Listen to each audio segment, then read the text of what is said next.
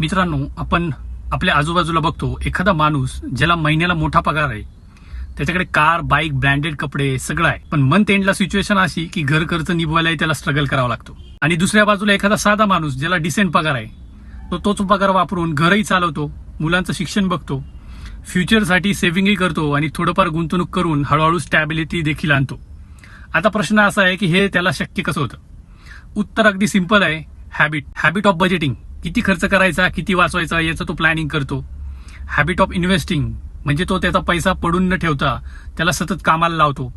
Habit of consistency म्हणजे तो सतत गुंतवणूक करत राहतो.